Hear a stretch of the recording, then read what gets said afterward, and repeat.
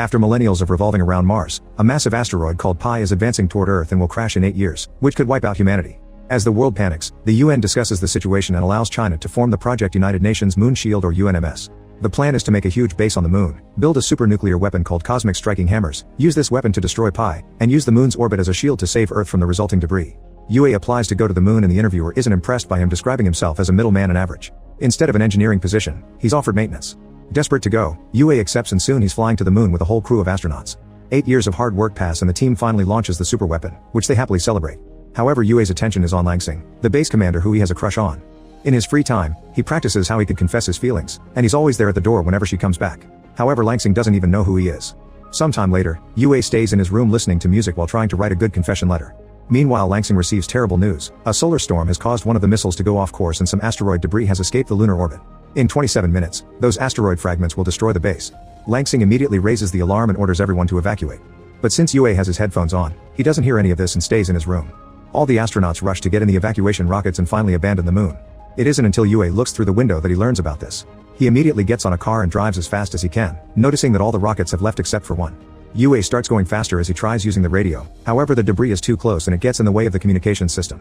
There's a crater ahead and UA tries to jump over it instead of avoiding it, but he ends up falling. At that moment, Langsing launches the last rocket, leaving UA stranded on the moon. UA climbs out of the crater as the asteroid debris crashes on the moon. He starts running around dodging the rocks to reach the base, which soon begins getting destroyed as well. Now UA also has to dodge the falling pieces of building as the base goes down. After being knocked down once, he tries to make a big jump to hide in the crater, only to be knocked down again. While he's unconscious, a huge asteroid fragment makes its way toward Earth. When UA wakes up, he starts complaining and tries to contact the UNMS. At that moment the asteroid fragment finally crashes on Earth, causing a massive explosion that destroys a large part of the planet. UA can only stare in shock and sorrow as he realizes their 8 years of work were for nothing. Afterward UA returns to the base and tries to contact Earth, but he never gets an answer. For the following 6 days, UA keeps on calling to no avail. He then realizes he's the last human alive, which further pushes him into poor mental health. Using paper, he decorates a room for a pseudo-funeral to honor humanity.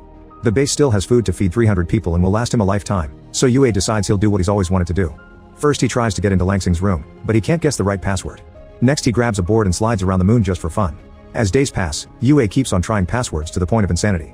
Eventually he gives up and uses an explosive to open the door, which blows up his clothes too. Now that he has access to Langsing's uniform, she creates a figure of her and prepares a whole dinner with romantic music to confess his feelings. He even starts kissing the figure, unaware he's being watched. It turns out there are survivors on Earth and now Langsing is embarrassed in front of her colleagues. Civilians are in underground bunkers while the astronauts are in the UNMS underground base. After some work they've managed to connect to the lunar base, but they can only watch UA through the cameras without sound because the radio isn't working.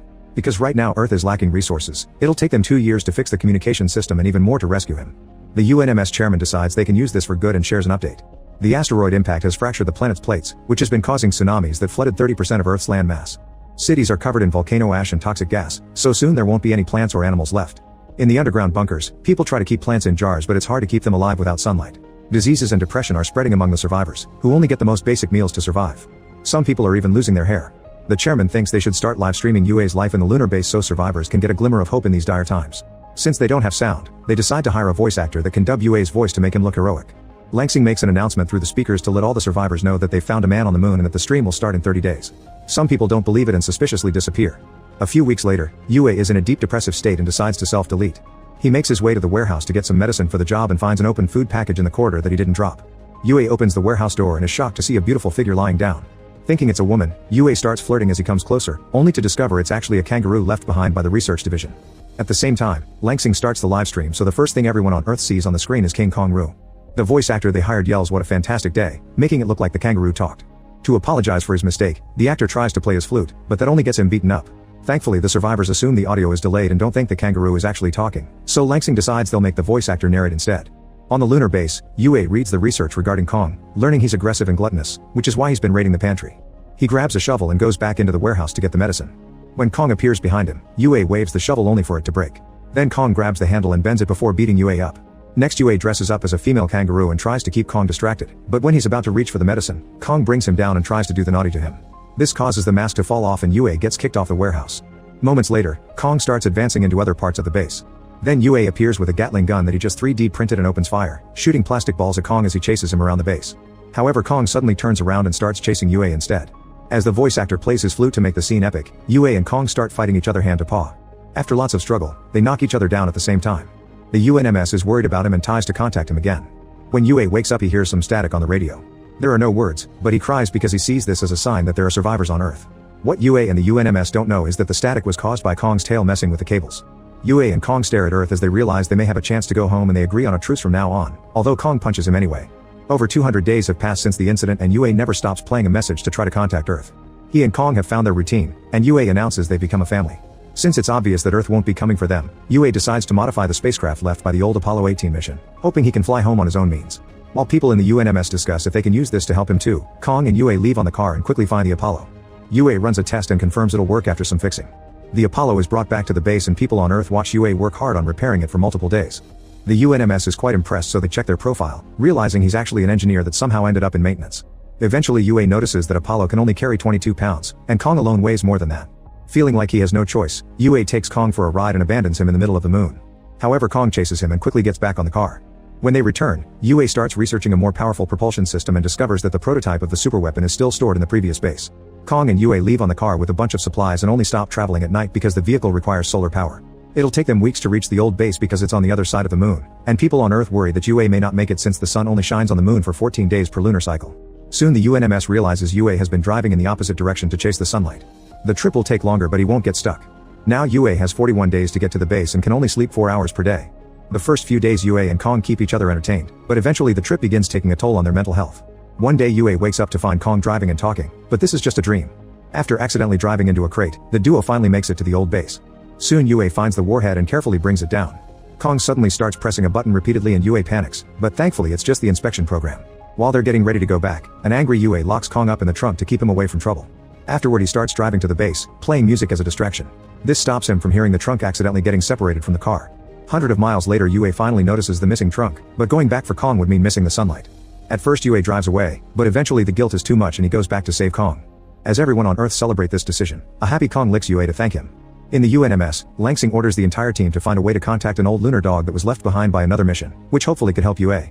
At the same time, Yue and Kong keep on driving without stopping to sleep, otherwise they'll miss sunlight. After staying awake for over 50 hours, they notice that the sunlight is leaving them behind, but they don't give up and speed up. The temperature starts dropping and Yue has to turn on the heat not to freeze to death, which consumes the car's battery even faster. With only 35 miles left to the base, the battery finally dies and the car stops. Yue gives up and comes out to wait for the end. In the UNMS, the team finally gets the dog to start moving, but it's still too far away. They try making it jump over a crater as a shortcut, only for the dog to fall and break. Back to Yue, he keeps thinking about Langsing while staring at her picture on a mirror. Kong starts chasing the reflected light like a cat, giving Yue an idea. He rips off the car's door and uses his tools to transform it into a sled, which he attaches to Kong. Then Yue flashes the light ahead of them and Kong starts chasing it, moving the sled through the moon surface. Eventually they find a big chasm and Yue makes Kong jump across it while activating some gas tanks that give them the necessary propulsion to make it to the other side. Everyone on Earth celebrates with hope and excitement, and there's an award ready for Yue for when he comes back. Humans gain more hope and work hard on fixing structures while signs of Yue and Kong decorate the bunkers. Thanks to this hard work, the UNMS only needs 3 months to regain communications with the lunar base. 516 days have passed since the incident and Yue is still working on connecting everything, which is harder than he thought because Apollo has outdated technology. One afternoon, Yue gets excited because he finally hears static on the radio again. However, when he turns to Kong, he finally notices him messing with the cables. Yue tests them with his own hand to be sure and his mind finally breaks as he realizes all his work and suffering has been in vain because he's the only human left. He yells at Kong for a while before the depression takes over his mood again. On Earth, the UNMS still needs a month to finish fixing the comms.